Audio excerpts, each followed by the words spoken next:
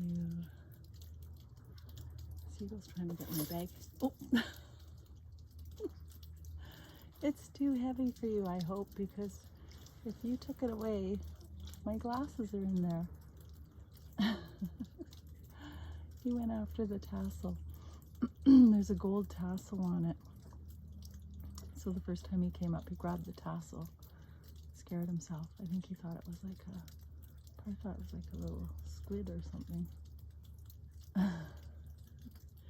He's been sitting here the whole time I've been here. He's been on the rock over there. And actually that's where I was sitting. So he's been really close. Hello.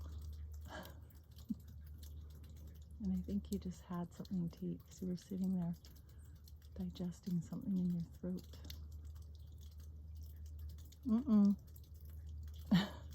Don't. No, don't. Get near my bag.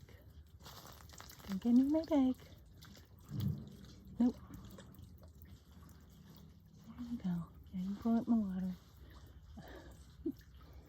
That's what he's after. He's after that tassel. It's just like, hey?